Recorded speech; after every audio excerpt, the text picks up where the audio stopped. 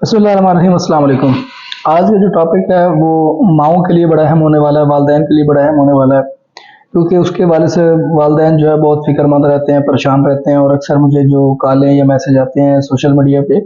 वो ज़्यादातर इसी टॉपिक के हवाले से आते हैं। वो ये कहते हैं कि हमारा बच्चा बहुत कुछ खाता-पीता है लेकिन उसका वज़न नहीं बढ़ रहा, कमज़ोर होता जा रहा है, दिन-ब-दिन कुछ खाता-पीता नहीं है, ज़बरदस्ती खिलाते हैं तब भी उसका रंग जो है वो पीला पड़ता जा रहा है, बहुत कमज़ोर होता जा रहा है, कद नहीं बढ़ रहा है, वज़न नहीं बढ़ रहा है। और ज़्यादा एक्टिव नहीं है, कमज़ोर है, थका-थका सा रहता है। हम उसको दूध भी पिलाते हैं, खुराक भी खिलाते हैं, लेकिन उसके बावजूद वो पता नहीं क्यों इस तरह से ऐसे मतलब वो माशाल्लाह से 4 साल का है लेकिन 2 साल का भी नहीं लगता बच्चा हमारा या बच्ची जो भी है उनके उसमें ये इसके वालिदैन के बड़े कंसर्न होते हैं। तो आज हम उस पे बहस करेंगे कि ऐसा क्यों होता है और उसको उससे हम बचा कैसे जा सकता है और उसका नेचुरली ट्रीटमेंट क्या है? सबसे पहली बात तो ये है कि जो ऐसे बच्चे होते हैं उनमें अमूमन पेट के कीड़ों का मसला होता है।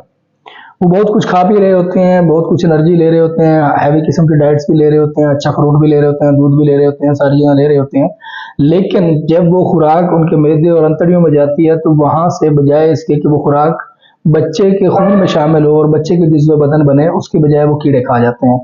इसकी वजह से वो दिन ब दिन कमज़ोर होना शुरू हो जाता है। और अगर वो बच्चा खुराक कम खाता है, उसको भूख नहीं लगती है, भूख कम लगती है, तब भी क्या होता है कि वो जो बच्चे की अंतड़ियों में जो पैरासाइट्स रह रहे हैं, वो बच्चे से अपनी भी खुराक ले रहे होते हैं और बच्चा खुद भी खुराक नहीं खा रहा होता, जिस वजह से दिन ब दिन वो कमज़ोर होता जाता है, उसका रंग बिल्कुल पीला हो जाता है, उसकी आँखें सफ़ेद हो जाती हैं और ऐसा लगता है कि जैसे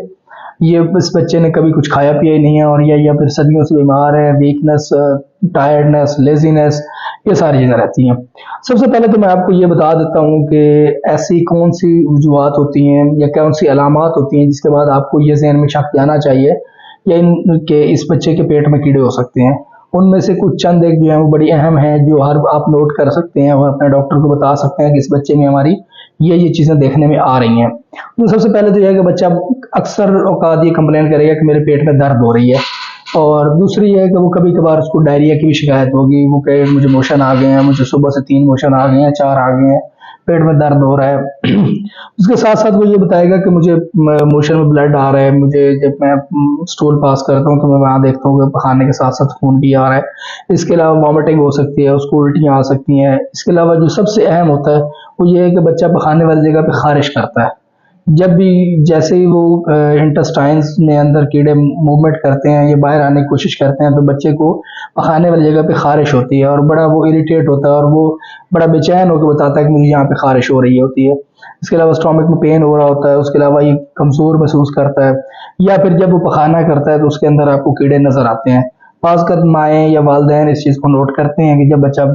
पखाना करे या वॉशरूम जाए, उसको नोट करते हैं क्या उसके पखाने में कीड़े आ रहे हैं या नहीं आ रहे। बाज़ औक़ात आजकल वालिदैन बिज़ी होते हैं तो वो इतनी तवज्जो नहीं दे पाते, इसी वजह से ये टाइमली डायग्नोज़ ही नहीं होता कि बच्चे के पेट में कीड़े हैं कि नहीं हैं। और उसकी वजह ये होती है कि बच्चे को दिन ब दिन जो है वो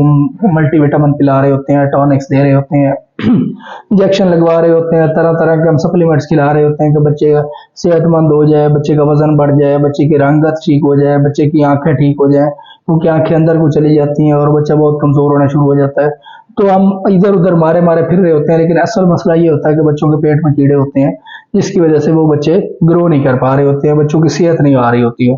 तो उसके लिए ज़रूरी ये होता है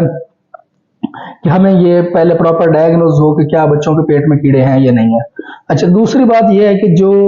एलोपैथिक सिस्टम ऑफ मेडिसिन में इसका ट्रीटमेंट है, वो एंटी